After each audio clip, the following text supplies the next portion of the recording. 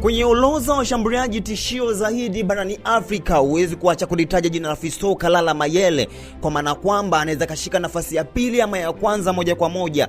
Na hiyo sio kwamba namsifia, lakini ni miongoni mwa washambuliaji ambao wamekuja tishio zaidi na kwa kasi kubwa zaidi barani Afrika, kwa maana kwamba mpira miguu ameweza kufanya kuwa ajira na sio kitu kingine chochote kile.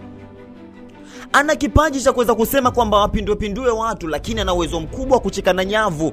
Mpira miguu ameweza kuufanya kuwa ajira na ajira iweze kumwajili yeye kama mfanyakazi, na huu ndo mpira wa miguu bwana. Yaani ukaweza kustajabu mengi utanakutana na hili la Fiston Kalala Mayele alipokuwa pale AS Vita Club, lakini pia vilabu vingi vya pale Kinshasa Kongo hakuweza kufanya mambo mazito, lakini alipoweza kwenda kuhamia katika kikosi cha wananchi Yanga Sports Club akaenda kufanya mpira kwenda kwa kitu kizito zaidi katika ulimwengu wa mpira wa miguu. Anaenda kufanya mpira umheshimu kabla ya kuweza kuheshimika kwenye mpira wa miguu. Hebu tazama ni mambo gani ameweza kuyafanya Fiston Kalala Mayele. Ameweza kwenda kubadilisha mafanikio yake kwa mafanikio ya Yanga kwa ujumla. Yaani Yanga ilimlea kwa heshima na yeye akaheshimu Yanga. Pesa akaiweka mbele, lakini mafanikio akaweka mbele. Bila kusahau kwamba nidhamu ilikuwa ni miongozo katika maisha yake. Familia yake na wazazi wake wakaipenda Yanga, lakini yeye aliweza kusema kwamba pesa mbele, mambo mengine yanafuatia.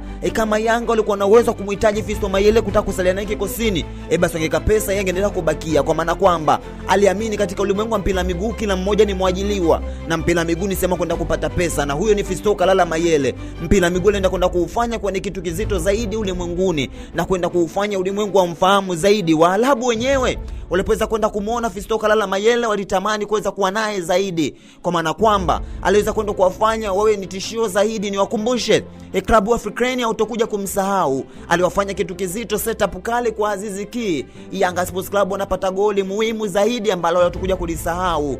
Yaani katika historia ya mpira miguu kuna watu ambao wanatengenezewa viti vyao, lakini kwa hila Fiston Kalala Mayele anastahili heshima. Wananchi wanajivunia uwepo wake katika ulimwengu wa mpira miguu, kwa maana kwamba kila anapoenda anaenda kuacha historia kubwa kuweza kukumbuka kwa maisha kupita kwenye kilabu chao. Na huu ndo mpira miguu bwana. Ukifanya makubwa atakuimba kizazi hadi kizazi. Ukiacha kwenda kulisema ile itakuwa ni dhambi kubwa katika ulimwengu huu. Anaenda kukutana na Kriston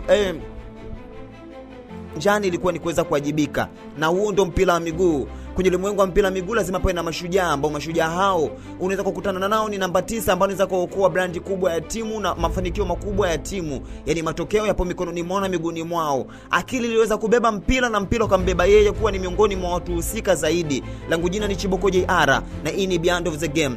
Nenda kwenye comment section katuambie unahitaji makala ijayo tuje kukusimulia nani.